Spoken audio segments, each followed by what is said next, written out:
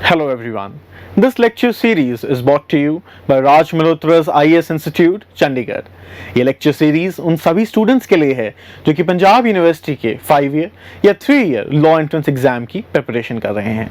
This is Ayush Gupta and I am going to cover up the legal aptitude section of this exam for all of you. In our today's lecture we are going to cover up the directive principles of state policy, fundamental duties, emergency provisions and amendment of the constitution from the Constitution of India. Let's begin with the first topic, that is directive principles of state policy. अब directive principle of state policy होते क्या हैं ये जानते हैं. सबसे पहले let's translate these words into Hindi. Directive यानी दिशा दिखाना, principles यानी सिद्धांत, state policies यानी सरकारी नीतियां. सो वह सिद्धांत जो कि सरकार को सरकारी नीतियां बनाते समय दिशा दिखाएं, उन्हें हम कहते हैं directive principle of state policy. At the time of independence, our constitution makers wanted to secure to all the citizens justice हर एक लेवल पे, social, economic and political. They wanted to secure liberty, equality and fraternity in the society. However, इस सभी चीज़ों को करने के लिए you needed resources. बहुत से ऐसे तरह के अधिकार देने की ज़रूरत पड़ती जनता को जिसके लिए सरकार को काफ़ी पैसा खर्चना पड़ता. However, due to constraint of resources, the government could not secure all the rights to its citizens at once. Therefore, our constitution makers decided to incorporate these directive principles into the constitution so that they can guide the government in future stages whenever it is framing policies. These were included into the constitution so that government keeps in mind to include these principles in its policies. B.R. Ambedkar, the chairman of the drafting committee of the constitution, referred to directive principles as novel feature of the constitution, nayab feature of the constitution. So we have taken the concept of directive principles from the Irish constitution. Now one of the major feature of directive principle of state that we need to remember is that it is non-justiciable. जिस तरह fundamental rights की violation पे हम सरकार को judiciary court के कटघरे में लेके जा सकते हैं, उसी तरीके से हम directive principle of state policy जो कि इन्यूमरेट करते हैं वह सारे अधिकार जो कि सिटीजन्स के पास होने चाहिए, वह सारे स्टैंडर्ड ऑफ लिविंग जो कि हर एक सिटीजन के पास होनी चाहिए, यदि सरकार हमें वो सिक्योर नहीं करा पाती तब हम सरकार को उसके लिए कटघरे में नहीं लेके जा सकते. इसलिए इसे नॉन जस्टिसेबल रखा गया, क्योंकि अगर इसे जस्टिसेबल कर दिया जाता तो सरकार के पास एक इमीडिएट, सरकार के ऊपर एक इमीडिएट ऑब्लिगेशन बन जाती एक ऐसी चीज इंश्योर करने के लिए जिसके लिए सरकार के पास रिसोर्सेज ना हो उस दैट वेरी मोमेंट के अंदर. Now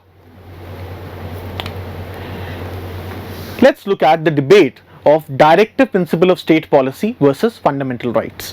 As I told you earlier that directive principle of state policy basically उस basket of rights के अंदर से लिए जाते हैं, उस basket of rights को रेफर करती है जो कि constitution makers हर एक इंडिविजुअल को सिक्योर करवाना चाहते थे. However, क्योंकि हम उन सभी राइट्स को एक साथ सिक्योर नहीं करवा सकते थे, कॉन्स्टिट्यूशन मेकर्स ने कुछ एक ऐसे राइट्स को चुना जो कि वह थे कि मौलिक तौर पे हर एक इंडिविजुअल के पास होने चाहिए एंड हर एक इंडिविजुअल को सिक्योर कराने eight the time of enacting the constitution was important. Therefore, out of all these rights, the most important rights were taken out and these were referred to as fundamental rights. वह अधिकार जो कि एक individual को एक जिंदगी, आजाद जिंदगी जीने के लिए बहुत जरूरी होते हैं. Therefore, there were again debates, there were tussles between the government and the Supreme Court again and again whenever the government tried to implement certain directive principle of states and those directive principle of states violated certain fundamental rights or laid restrictions over the fundamental rights. So this issue was finally settled in Minerva Mills case. Issue क्या था कि fundamental rights ज्यादा important है या directive principle ज्यादा important है, किसको पहले प्रेसिडेंस दी जाए, क्या फंडामेंटल राइट्स को अमेंड किया जा सकता है, खत्म किया जा सकता है in order to implement certain directive principle of state policy. In this very case, the Supreme Court held that fundamental rights are basically superior to directive principle of state policy. However, directive principle of state policy could be implemented by abridging the fundamental rights को change करते हुए या उन्हें abolish करते हुए तब तक जब तक वह basic structure of the constitution को वायलेट ना करे। बेसिक स्ट्रक्चर की डॉक्ट्रिन दी गई थी Kesavananda Bharati versus state of Kerala के अंदर। Again, the Supreme Court said that it was the duty of the government to strike a balance between both. These two principles are not against each other, however, they should work together. And therefore, whenever bringing a law, the state should try and bring a law in such a manner that there is a balance between fundamental rights and directive principle of state policies. Directive principle of state policy का purpose हमें तब ज्यादा समझ आता है जब किसी law की कॉन्स्टिट्यूशनैलिटी के ऊपर, रीजनेबलनेस के ऊपर सुप्रीम कोर्ट को या किसी भी कोर्ट को डिसीजन देना होता है। सपोजली एक लॉ बनाया गया and that law somewhere contravenes fundamental rights. However, the Supreme Court will जज वेदर और नॉट जो कॉन्ट्रवेंशन हुई है इज दैट रीजनेबल और नॉट। वह कैसे चेक करेगी? तब वो देखेगी क्या ये जो लॉ बनाया गया है is it somewhere relating to directive principle of state policy और नॉट, एंड क्या ये हमारे बेसिक स्ट्रक्चर को इंपैक्ट करता है या नहीं करता। So this is how directive principles are to be used while interpreting laws which are brought by the government. Moving forward, now important directive principles along with amendments to directive principle of state policy. सबसे पहले हम कुछ एक amendments की बात करते हैं। So directive principle of state policies are embedded in part 4 of the constitution between article 36 to 51. So as we know कि amendment की प्रोसीजर है हमारे कॉन्स्टिट्यूशन में। सो डायरेक्टिव प्रिंसिपल्स के अंदर भी विद टाइम अमेंडमेंट्स हुई। इनमें से दो अमेंडमेंट्स हमें जाननी जरूरी है which are important with respect to the examination. Number 1 is the 86th amendment act. 86th amendment act के द्वारा article 45 of directive principle of states जो कि कहता था that the state shall endeavour to secure elementary education to all the children between the ages of 6 to 14। State 6 से 14 साल के बीच के बच्चों को एजुकेशन मुहैया करवाए। सो with the development of time, with the development of resources with the government felt that now it was in such a fine position that it can secure this directive principle of state as a fundamental right to the citizens, and therefore जो directive principle of state article 45 में लिखा गया था उसे एक fundamental right बना दिया गया as article 21A of the constitution, जिसमें सभी को यह मौलिक अधिकार दे दिया गया कि स्टेट की ड्यूटी होगी हर एक चिल्ड्रन को between the age of 6 to 14 elementary education provide करना। हमने अपने लास्ट लेक्चर जिसमें हमने फंडामेंटल राइट्स के बारे में बात करी थी इसके बारे में जाना था। Now in place of article 45 जिसे हमने बना दिया article 21A in part 3 of fundamental rights, state ने एक नया प्रिंसिपल इन्विजन किया, एक नया गोल इन्विजन किया। In this very article, the state said that now the state shall endeavor to provide primary health care and education to all the children up to the age of 6। अब pre education provide करने की कोशिश करेगी state up to the age of 6, primary education and health. So recently हमारी national education policy आई थी, उस education policy के अंदर स्टेट ने इस प्रिंसिपल को इनकॉर्पोरेट किया। स्टेट एजुकेशन पॉलिसी के अंदर जो रिसेंट है उसमें ये लिखती है कि अब स्टेट का गोल होएगा कि बच्चों को प्राइमरी एजुकेशन दी जाए, प्री स्कूल की एजुकेशन जो कि उन्हें दिलाई जाती है up to before the age of 6।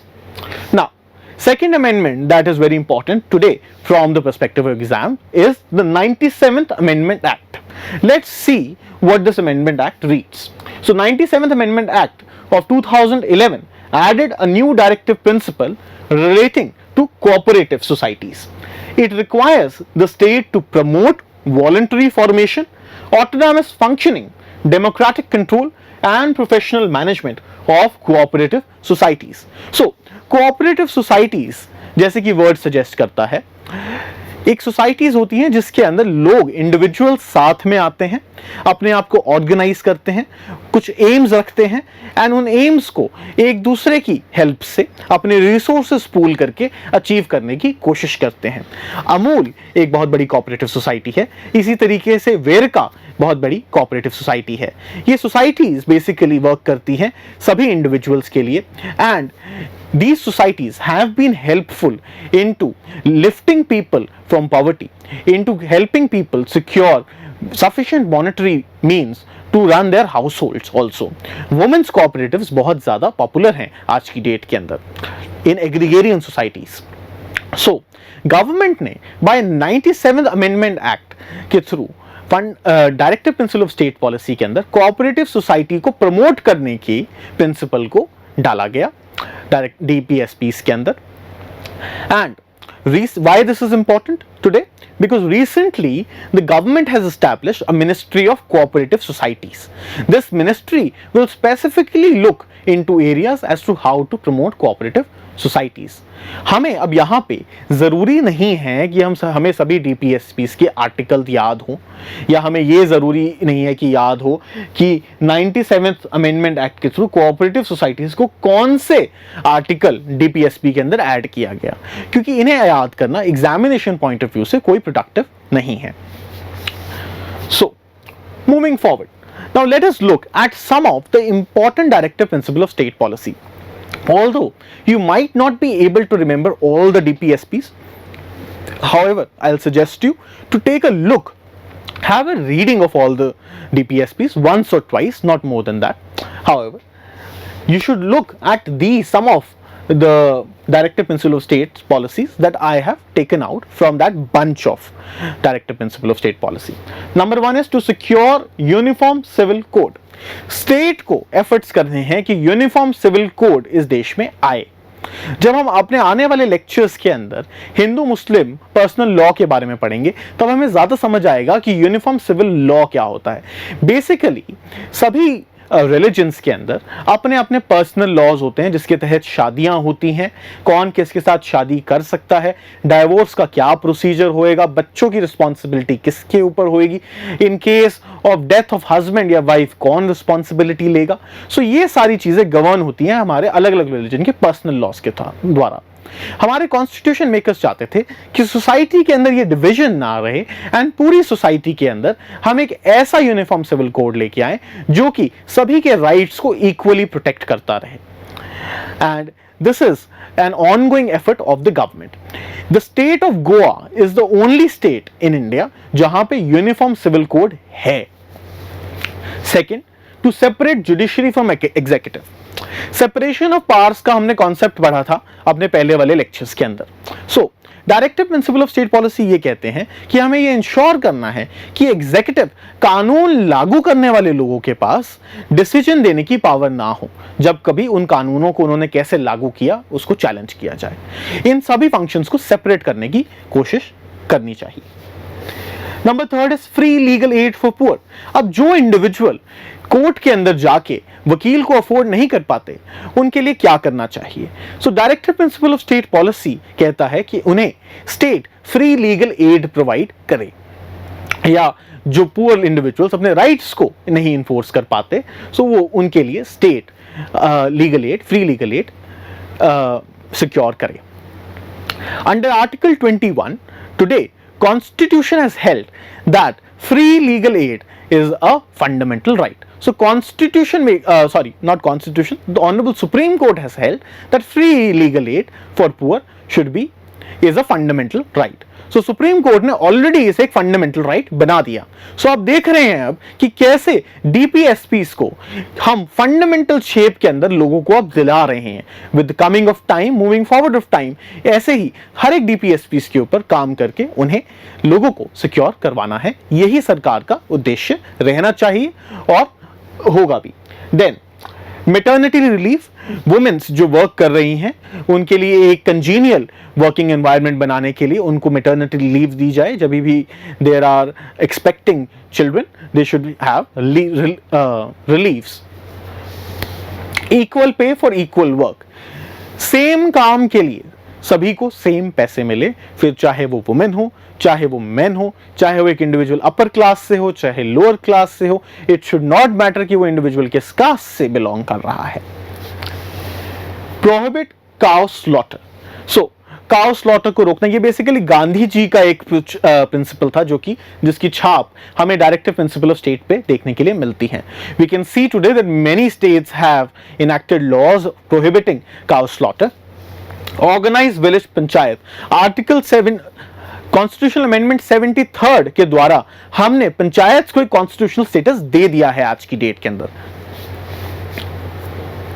Now coming to fundamental duties. Fundamental duties की जब हम बात करते हैं तो मुझे एक फ्रेज याद आता है, कुछ इस तरीके से है, ask not what the state can do for you, ask what you can do for the state. ये मत पूछिए कि सरकार आपके लिए क्या कर सकती है, ये पूछिए कि आप सरकार के लिए क्या कर सकते हैं। बेसिकली फंडामेंटल ड्यूटीज का कॉन्सेप्ट कम्युनिस्ट स्टेट्स में ज्यादा पाया जाता है and rather then in liberal democratic states जैसे कि USA, UK, Canada. Whereas USA के अंदर उनके फर्स्ट प्रेसिडेंट की एक फेमस फ्रेज है जब जिसमें वो डेमोक्रेसी को समझाते हैं, that it is a government for of the people, by the people, for the people. Basically it's government for the people, government लोगों के लिए काम करेगी। Whereas कम्युनिस्ट के अंदर नाजी जर्मनी में हिटलर ने ये कहा कि भैया मुसोलिनी ने इटली में ये कहा कि ये बताइए कि आप देश के लिए क्या कर सकते हैं, क्योंकि देश सबसे ऊपर है, सिटीजन्स नीचे हैं। हमारे देश के अंदर हमने एक बैलेंस क्रिएट करने की कोशिश करी इन प्रिंसिपल्स के द्वारा। हमने कहा कि एक सिटीजन की भी कुछ एक ड्यूटीज बनती हैं। However we have not made these duties again justiciable। Fundamental duties के लेके आपके ऊपर केस नहीं हो सकता अगर आपने उनको नहीं पालन किया वैसे। सो fundamental duties were included into the constitution by 42nd amendment act। 42nd amendment constitution amendment act को मिनी कॉन्स्टिट्यूशन भी रेफर किया जाता है। ये सवाल बहुत इंपॉर्टेंट है अदरवाइज आपके एग्जामिनेशन पॉइंट ऑफ व्यू से। सो 47th कॉन्स्टिट्यूशन अमेंडमेंट एक्ट ने हमारे कॉन्स्टिट्यूशन में पार्ट 4A को इंक्लूड किया। पार्ट 4A के अंदर एक ही article which is article 51A। 51A के अंदर सब पार्ट्स हैं जो कि इन्यूमरेट करते हैं सभी फंडामेंटल ड्यूटीज के बारे में। सो कुछ एक इंपॉर्टेंट फंडामेंटल ड्यूटीज देख लेते हैं। Number 1, abide by the constitution and respect national ideals such as national flag and national anthem। यहां पे एक और चीज मैं पिन पॉइंट करना चाहूंगा। You need to learn as to what are the features of your national flag। उसके अंदर कलर्स की क्या क्या सिग्निफिकेंस है, अशोक चक्र क्या है, कितने स्पोक्स हैं, अशोक चक्र का रंग क्या है, इसके बारे में भी प्रीवियस एग्जामिनेशन में क्वेश्चंस पूछे गए हैं। Now second important fundamental duties, protect and improve natural environment. अपने नेचुरल एनवायरनमेंट की रक्षा करना एंड उसे इंप्रूव करना। Third is develop scientific temper, humanism, spirit of inquiry. Now scientific temper, humanism, spirit of inquiry.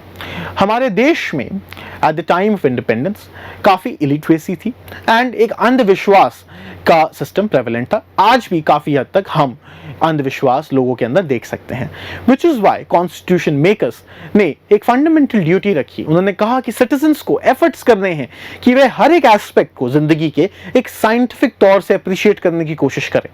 Secondly, have develop humanism. Humanism एक तरीके का religion आजकल लोग कहते हैं। जब लोगों से पूछा जाता है कि आपका धर्म क्या है तो वो कहता है हमारा धर्म है मानववाद। हमारे लिए इंसान सबसे ऊपर है, इंसान भगवान है, ना कि कोई मूर्ति या फिर कोई किताब या कुछ ऐसे। सो लोगों के अंदर सबसे पहले इंसानों के प्रति रिस्पेक्ट होनी चाहिए। Then spirit of inquiry, basically आप क्वेश्चन करें जब भी कोई सवाल, जब भी कोई चीज आपके सामने आए, बिना क्वेश्चन करे किसी चीज को जाने ना दें। So, unlike the fundamental rights which are also available to foreign citizens, fundamental duties only and only apply to citizens। Fundamental duties का concept हमने लिया था from the constitution of USSR, today Russia, erstwhile USSR। Russia along with many countries of Central Asia and East Europe were a part of USSR।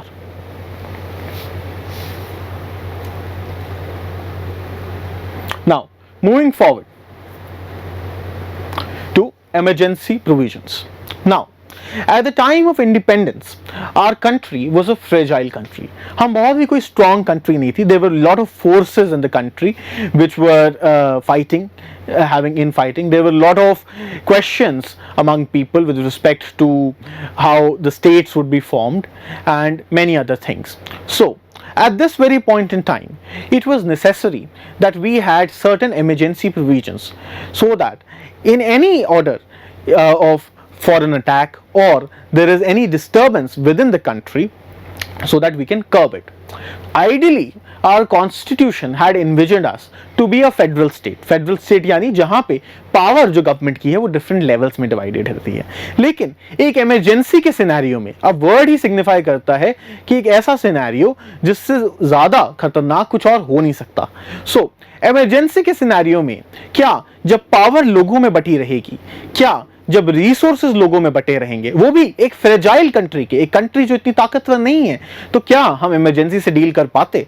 जी नहीं. इसीलिए constitution makers ने emergency provisions incorporate करे. In emergency provisions के तहत जब जब emergency लगाई जाएगी, प्रोक्लेम करी जाएगी, तब जो पावर है that will get concentrated into the hands of the centre. State से पावर ले ली जाएगी और सेंटर के पास वह सारी पावर दे दी जाएगी. सो इमरजेंसी प्रोविजंस का कॉन्सेप्ट लिया गया from the constitution of Weimar Republic, जिसे आज हम जर्मनी कहते हैं. जैसे कि हम जानते हैं वर्ल्ड वॉर वन के बाद जर्मनी का बहुत ही बुरा इकोनॉमिकली हाल हो गया था.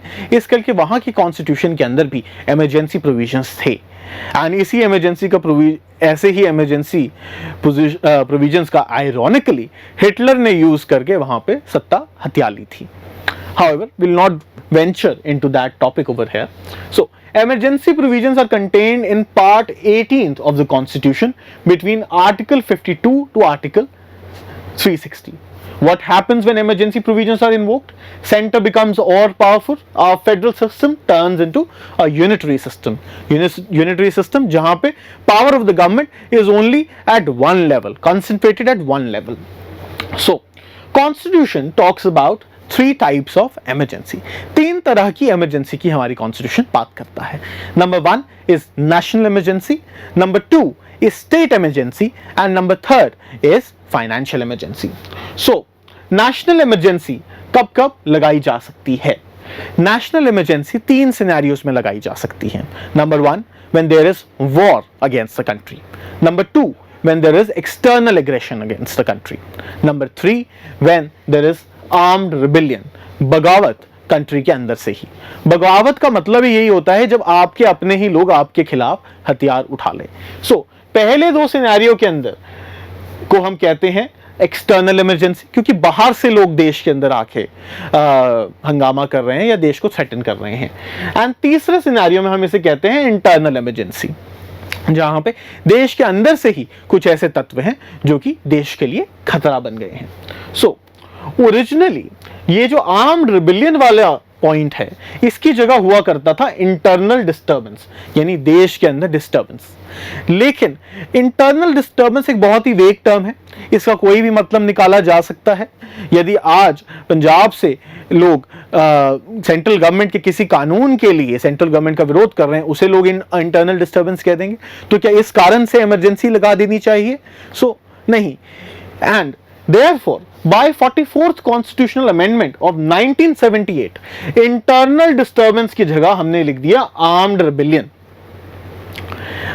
Okay, so why it was so? Because in 1975 देश में national emergency लगाई गई थी under this very provision only, under the provision of internal disturbance.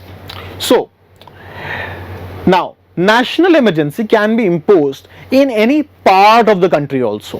जरूरी नहीं है पूरे देश में लगाना, देश के किसी एक हिस्से में भी national emergency लगाई जा सकती है. During this time, all the executive and legislative powers of state and central government are exercised by central government.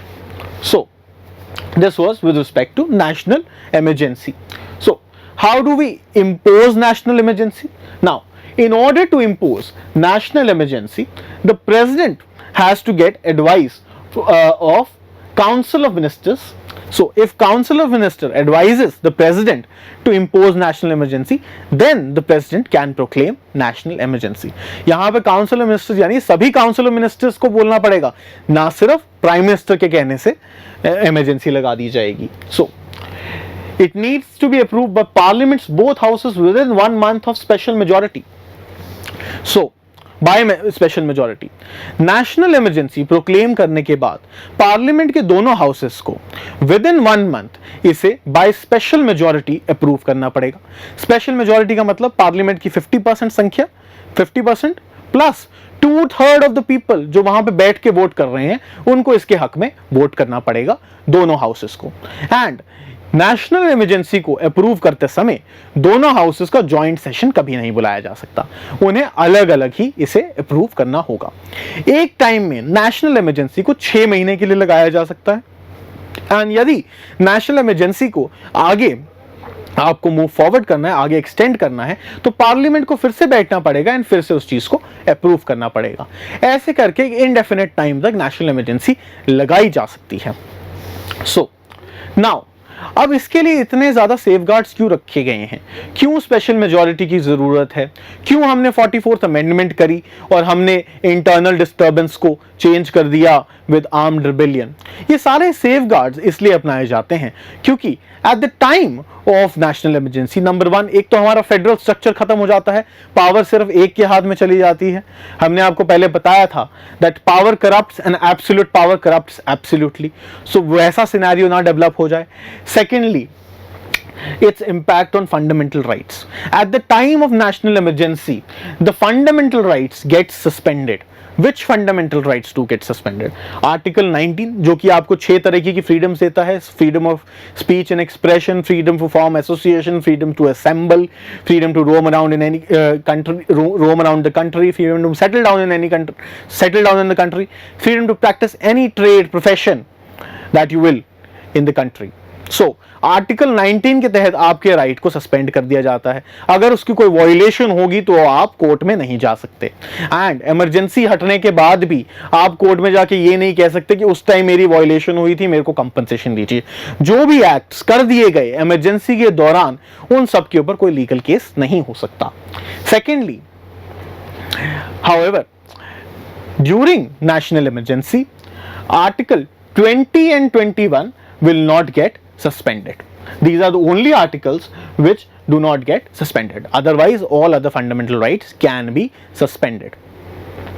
Article 19 automatically suspend हो जाता है जब नेशनल इमरजेंसी लगाई जाती है. With respect to other fundamental rights, अगर किसी और फंडामेंटल राइट को भी सस्पेंड करना है तो प्रेसिडेंट अलग से एक नोटिफिकेशन निकालेंगे. हाउएवर, ये राइट लिमिटेड है 20 and 21. दैट मीन्स 20 और 21 को नहीं छू सकते president. So number of times it has been proclaimed. So अब तक इस देश में कितनी बारी नेशनल इमरजेंसी लगी है? 3 बारी अब तक देश में नेशनल इमरजेंसी लग चुकी है. पहले लगी थी 1962 के अंदर इंडो चाइना वॉर के दौरान. जैसे कि हमने कहा, during times of war national emergency can be invoked. In 1971, Bangladesh Liberation War, again national emergency was imposed at that point in time. Then in 1975, Prime Minister Indira Gandhi imposed it on grounds of internal disturbances. Internal disturbances पे पहली बारी in 1975 national emergency लगाई थी. Secondly, state emergency. अब state emergency को हम जानते हैं एज प्रेसिडेंट्स रूल या फिर कॉन्स्टिट्यूशनल इमरजेंसी के तौर पे भी. ऑल्दो कॉन्स्टिट्यूशन में इसे एज अ इमरजेंसी नहीं रेफर किया गया है. अब स्टेट इमरजेंसी या फिर प्रेसिडेंट्स रूल कब लगाया जाता है? बेसिकली स्टेट इमरजेंसी या प्रेसिडेंट रूल एक स्टेट के अंदर लगाया जा सकता है. कब लगाया जा सकता है? उसके 2 सिनेरियो है. नंबर 1, जब वहां पे कॉन्स्टिट्यूशनल मशीनरी का ब्रेकडाउन हो गया and the government can not be carried out as per the constitution. वो कब होगा? नंबर 1, या तो वहां पे बहुत ज्यादा लॉ एंड ऑर्डर की सिचुएशन खराब हो गई है एंड स्टेट गवर्नमेंट ने अपने हाथ चक दिए that now they can not manage the law and order situation. Secondly, जब कोई भी पार्टी स्टेट के अंदर सरकार ना बना पाए। यदि कोई पार्टी सरकार का गठन नहीं कर पाएगी तो स्टेट चलेगी कैसे? सो ऐसा होता है हंग असेंबलीज के दौरान, जब किसी भी पार्टी को पूरी मेजॉरिटी नहीं मिलती या जिस पार्टी को मिल जाती है वो सरकार बनाने के लिए तैयार नहीं होती। सो उन सिनेरियोज के अंदर state emergency can be imposed. Second, when there are certain directions by the center and the state government disobeys those directions. So central ने अपनी कॉन्स्टिट्यूशनल पावर्स के तहत स्टेट को कोई डायरेक्शंस दी और स्टेट ने यदि कह दिया कि हम उसे नहीं मानते, तब उस स्टेट के अंदर प्रेसिडेंट्स रूल लगाया जा सकता है। रिसेंटली अगर हम इसका एग्जाम्पल लें तो जब पंजाब में फार्म बिल्स लागू करे, सेंट्रल गवर्नमेंट के पास कंकरेंट लिस्ट के अंदर पावर थी ऐसे फार्म लॉज लाने की। जब सेंट्रल गवर्नमेंट ने कहा कि इसे लागू करिए तो पंजाब सरकार ने कहा कि हम इसे लागू नहीं करेंगे।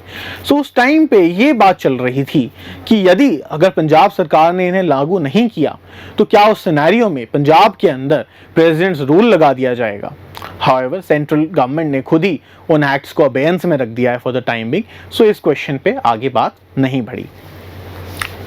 Now, the president rule must be approved by both houses of the parliament with a simple majority extendable every 6 months with approval of the parliament.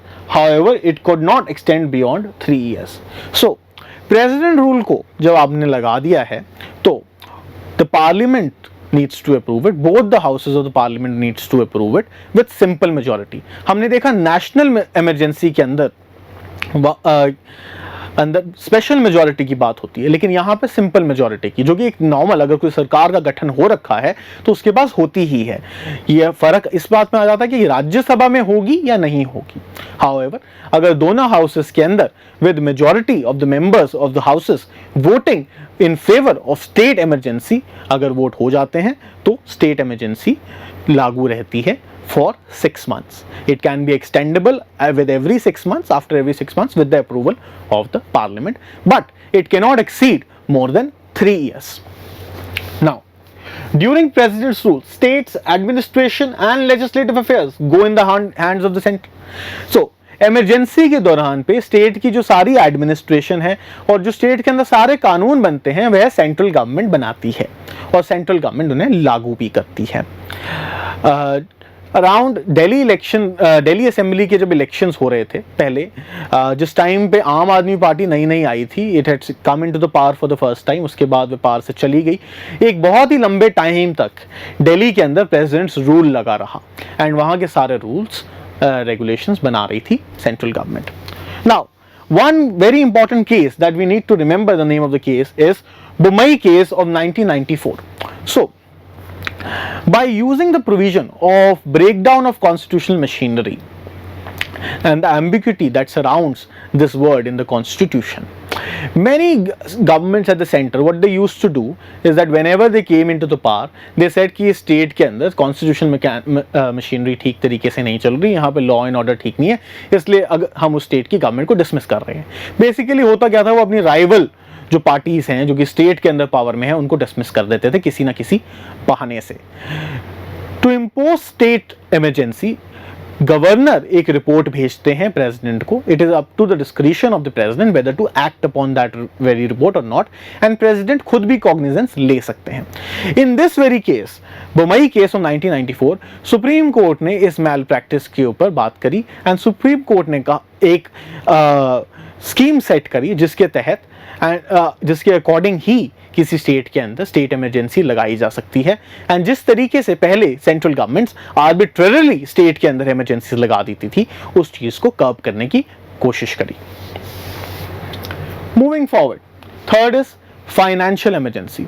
Now, financial emergency is imposed when the credit of the state or any part of it is at risk. Credit of the state का क्या मतलब है? Credit of the state का मतलब है कि सरकार की कोई लाइबिलिटी थी, सरकार के ऊपर कोई कर्ज था या सरकार के ऊपर किन्हीं लोगों के क्लेम्स थे पैसे के और सरकार उन्हें देने के बाध्य थी। सरकार ने माने भी हुए थे कि हाँ जी हमें आपके पैसे देने हैं, लेकिन जब वक्त आया तो सरकार की जेब में पैसे नहीं थे। यदि सरकार अपने लोन के ऊपर डिफॉल्ट कर देती है तो उसकी रेपरकशंस सिर्फ सरकार पे या सामने वाले पे नहीं होती, उसकी रेपरकशंस सरकार की पूरी की पूरी साख पर होती है, पूरे की पूरे देश के फाइनेंशियल सिस्टम पे उसकी रेपरकशंस होती हैं। सरकार की फाइनेंशियल स्टैंडिंग पूरे वर्ल्ड के अंदर खराब हो जाएगी एंड उस चीज से उभरना बहुत ज्यादा मुश्किल हो जाता है। It can cause irreparable harm to the government. आज के टाइम पे जब सरकार को लोन रेस करना होता है तो सरकार जब यूनियन गवर्नमेंट लोन रेस करती है तो उसे बहुत ही कम दामों पे लोन मिल जाता है। उसका कारण ये है कि कंपनीज को पता है कि सरकार कभी भी डिफॉल्ट नहीं कर सकती, क्योंकि सरकार ने अगर डिफॉल्ट किया तो कंपनी से ज्यादा सरकार की खुद की रेपुटेशन और क्रेडिबिलिटी के लिए वो ज्यादा हानिकारक होगा। Therefore, गवर्नमेंट को बिना किसी सिक्योरिटी के रखे भी कम इंटरेस्ट पे लोन मिल जाता है मार्केट से। सो अगर ऐसा कोई सिनेरियो हुआ जब गवर्नमेंट के पास अपनी obligations fulfil, monetary obligations fulfil करने के लिए पैसे नहीं हुए, तो उस सिनेरियो में फाइनेंशियल इमरजेंसी लगाई जा सकती है। सो फाइनेंशियल इमरजेंसी कैसे लगेगी? प्रेसिडेंट इसे प्रोक्लेम कर सकते हैं। अगर if the president is satisfied कि ऐसी situation arise हो गई है which is in which the credit of the country is threatened. So parliamentary approval क्या होना चाहिए? Should be approved by both houses of parliament by simple majority. Same as in case of state emergency. दोनों houses of the parliament को इसे approve करना पड़ेगा by simple majority. It can continue indefinitely and need not to be approved continuously. In case of national emergency हमने देखा that parliament को हर 6 महीने उसे अप्रूव करना पड़ता है। इन केस ऑफ स्टेट इमरजेंसी भी हमने देखा हर 6 महीने में पार्लियामेंट से उसका अप्रूवल चाहिए अगर उसे कंटिन्यू करना है तो। वेयर एज फाइनेंशियल इमरजेंसी के टाइम के अंदर ऐसे किसी कंटिन्यूस अप्रूवल की जरूरत नहीं है। और रिवोक कैसे होगी? By simple notification of the president it can be revoked. So financial emergency के दौरान होता क्या है? What happens in financial emergency? So जैसे कि मैंने आपको बताया, फाइनेंशियल इमरजेंसी के दौरान सरकार के पास पैसे की कमी हो जाती है, सरकार की देनदारी ज्यादा होती है, सरकार के पास पैसे नहीं होते। सो अब कैसे आएंगे पैसे? पैसे आएंगे खर्चे घटाकर। सो बेसिकली सरकार लागू कर सकती है ऑस्टेरिटी मेजर्स। ऑस्टेरिटी मेजर्स यानी कि सबके खर्चे कम करिए, सबकी सैलरीज काटिए, सरकारी खर्चे कम होने चाहिए, सरकार अपनी पॉलिसीज पे कम पैसे खर्चेगी। यहाँ पे जब फाइनेंशियल इमरजेंसी लगती है तो सेंट्रल गवर्नमेंट स्टेट गवर्नमेंट को भी आदेश कर सकती है कि आप भी अपने एम्प्लॉयज के खर्चे काटिए, आप भी अपने खर्चे काटिए और जो आप पॉलिसीज लागू कर रहे हैं उनके खर्चे काटिए। ये एक only and only in case of financial emergency he judiciary के अंदर भी सैलरीज कम करी जा सकती हैं, जजेस की भी सैलरी कम करी जा सकती है। अदरवाइज जजेस की सैलरी के ऊपर कभी इंपैक्ट नहीं आता है during the time they are in office. They are not reduced, the salaries of जजेस are not generally reduced, never reduced when they are in office. However in case of financial emergency ऐसा किया जा सकता है। Now judicial review of all emergency can be done. This is very important. Now, as I told you that in national emergency it can be extended every 6 months by 2/3 of the majority of the parliament. State के अंदर emergency अगर हम लगाते हैं तो every 6 months you can impose, ठीक है। And there is another provision also, जब 3 साल से भी आगे अगर हमें बढ़ानी है तो कैसे बढ़ाई जाएगी स्टेट के अंदर इमरजेंसी। सो इस केस में इफ समवन थिंक्स कि पार्लियामेंट के अंदर 550 members, in Lok Sabha there 550 members, Rajya Sabha में 250 मेंबर है, टोटल कितने हुए? 7, 8, 900 मेंबर्स रफली।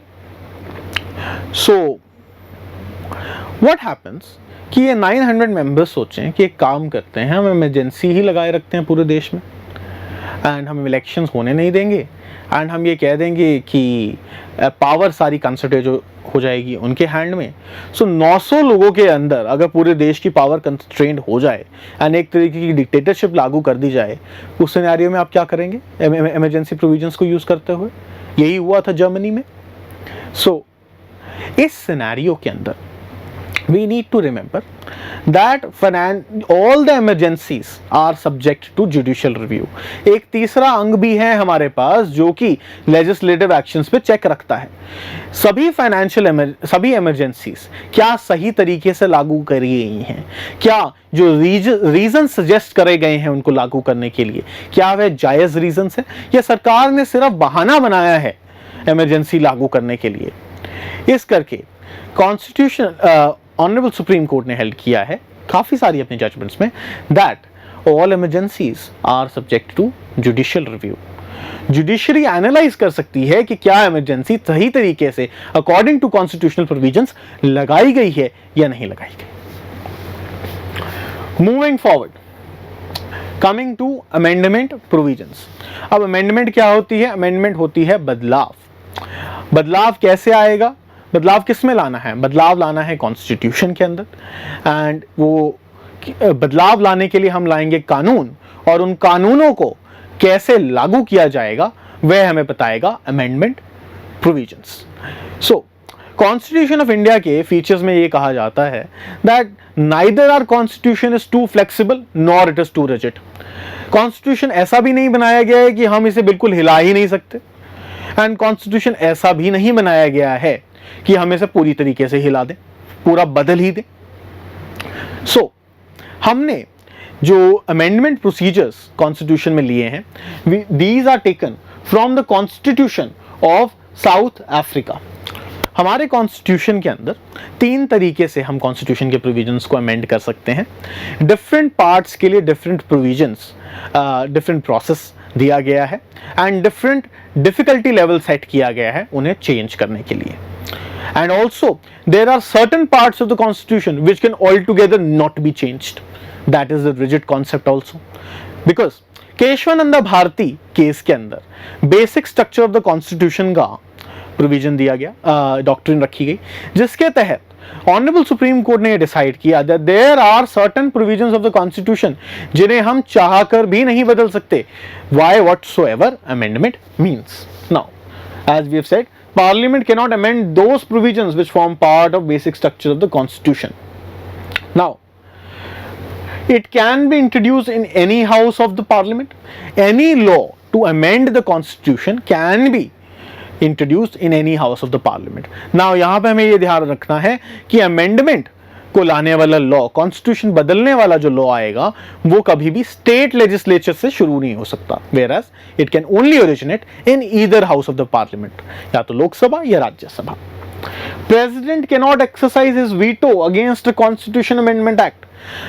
जब दोनों हाउसेस ऑफ पार्लियामेंट या जो भी प्रोसेस दिया गया है कॉन्स्टिट्यूशनल अमेंडमेंट को लाने का, वह पास हो जाता है और प्रेसिडेंट के पास अप्रूवल के लिए जाता है, तो प्रेसिडेंट के पास पावर नहीं है उसके ऊपर वीटो एक्सरसाइज करने की। ना तो प्रेसिडेंट उसे अपनी पॉकेट में रख सकता है और कह देता है कि मैं नहीं देता आपको वापस, ना ही प्रेसिडेंट उसे वापस रेफर कर सकता है पार्लियामेंट को कि जी इसके ऊपर फिर से विचार करिए। कॉन्स्टिट्यूशनल अमेंडमेंट एक्ट को प्रेसिडेंट को एक्सेप्ट करना ही होगा, अपना असेंट देना ही होगा। Article 368 in part 20 of the constitution deals with the power of parliament to amend the constitution and its procedure. So article 368 के अंदर बेसिकली प्रोविजन दे रखा है। Now let's look at this provision. So as I told you there are 3 types of amendment. सबसे पहले हम बात करते हैं amendment for which is actually not called an amendment in the Constitution. There are certain provisions, articles of the Constitution, which provides the Parliament to bring out a law in order to amend those and or to form laws under those articles. Therefore, the Parliament can change those provisions by a simple majority by bringing a law and passing it with a simple majority, such as the Citizenship Amendment Act, the Supreme court number of जजेस amendment act. इस act के तहत के through supreme court के अंदर 31 से 34 जजेस कर दिए गए। सिटीजनशिप अमेंडमेंट एक्ट के थ्रू सिटीजनशिप ग्रांट करने का प्रोविजन बनाया गया to all the people coming from Pakistan, Afghanistan and Bangladesh who are religiously persecuted and not belonging to Muslim religion. So, through a simple majority, Parliament can bring in a law and change the articles of the Constitution. There are certain arguments, जैसे कि citizenship से जो deal कर रहा है, या वो articles जो कि सुप्रीम कोर्ट या हाई कोर्ट के जजेस की स्ट्रेंथ के बारे में डील करते हैं। And likewise, then we have amendment by special majority. So, article 368 के अंदर हमें 2 तरीके की अमेंडमेंट के बारे में बात करी गई है। एक है अमेंडमेंट बाय स्पेशल मेजॉरिटी, वो प्रोविजंस ऑफ कॉन्स्टिट्यूशन जो कि पार्लियामेंट के दोनों houses with majority 50% majority and by 2/3 of members sitting and voting pass कर सकते हैं। दैट इज ऐसे अमेंडमेंट को पास करने के लिए लोकसभा के पहले 50% members along with 2/3 of members जो कि वहां बैठे हैं और वोट कर रहे हैं, उनकी सहमति होनी चाहिए। फिर दूसरा हाउस जो राज्यसभा है उसकी भी इसी तरीके से सहमति होनी चाहिए, तब जाके ये अमेंडमेंट लाई जा सकती है। इसे हम कहते हैं amendment by special majority. There are number of provisions of the constitutions which can be amended in this very manner, such as the fundamental rights, the directive principle of state policies, fundamental duties. Now, coming to the third type of amendment, that is amendment by special majority of parliament and the ratification of half the state legislatures. Now, इस amendment का क्या procedure होगा? कुछ एक articles ऐसे हैं हमारे constitution के अंदर जिन्हें अमेंड करने के लिए हमें स्पेशल मेजॉरिटी तो चाहिए ही चाहिए पार्लियामेंट के अंदर, जहां पे दोनों houses 50% majority with along with 2/3 of member sitting and voting हाँ करेंगे, प्लस आधी से ज्यादा स्टेट्स को के लेजिस्लेचर्स को भी अप्रूव करना पड़ेगा। मोर देन 50 स्टेट्स के लेजिस्लेचर्स को बाय लॉ उसको अप्रूव करना पड़ेगा उस अमेंडमेंट को। ये ऐसे कौन से प्रोविजंस हैं जिसके अंदर हमें ऐसी अमेंडमेंट करने जो जिनके अंदर इस तरीके की अमेंडमेंट रिक्वायर्ड है? These are all the provisions which are dealing with federal structure of the constitution, जहां पे सेंटर और स्टेट के बीच में पावर डिवाइडेड है। फॉर एग्जाम्पल, जब जीएसटी एक्ट लाया गया, सो जीएसटी एक्ट को लाने के लिए that is 101 constitutional just a second 101 constitutional amendment act of 2016 को लाने के लिए by special majority of the parliament along with ratification of half the state legislatures was required, because इसने क्या किया था, इसने स्टेट गवर्नमेंट और सेंट्रल गवर्नमेंट्स की फाइनेंशियल पावर्स को मर्ज करके एक फाइनेंशियल काउंसिल के अंदर जीएसटी काउंसिल के अंदर डाल दिया, जहां पे सेंट्रल गवर्नमेंट के पास थोड़ी ज्यादा पावर हुई। सो देयरफॉर इसने एक फेडरल स्ट्रक्चर, जो कि फेडरल स्ट्रक्चर के अंदर जो फाइनेंशियल पोर्शन था उसको चेंज किया एंड स्टेट की कुछ एक पावर्स ले ली। Therefore 101 constitutional amendment act 2016 was required. Whereas अगर हम कुछ एक एग्जांपल देखें of amendment by special majority, तो वो था 113 कॉन्स्टिट्यूशनल अमेंडमेंट एक्ट ऑफ 2019, जिसके तहत आर्टिकल 15 और 16 के अंदर EWS category, economically weaker section category के लोगों के लिए 10% रिजर्वेशन के लिए इनेबलिंग प्रोविजन बना दिया गया। सो वहां पे सेंट्रल गवर्नमेंट को जरूरी नहीं था कि वह स्टेट गवर्नमेंट से रैटिफिकेशन करवाए। सो ये हैं 3 तरीके के amendment procedures. So this was all with respect to today's lecture. Let's go back and just see which all topics we have covered. So which today we have covered the directive principle of state policy, fundamental duties, emergency provisions and amendment of the constitution, the procedure to amend the constitution. Now, should you have any doubts with respect to any of these topics, feel free to comment in the comment section. I'll be more than happy to respond to all your queries with respect to the lecture. So over here I have only covered those topics which are important with respect to the examination, and we have only gone into that depth of the topics which is required, because if we start explaining you all these provisions in more depth and cover other things as well, so we'll exceed the level of this examination. So if you are able to cover up this aspect, along with that do have a read of all the fundamental duties and all the directive principle of state policies. In our next lecture we'll cover up another important topic from the constitution. Thank you and have a nice day.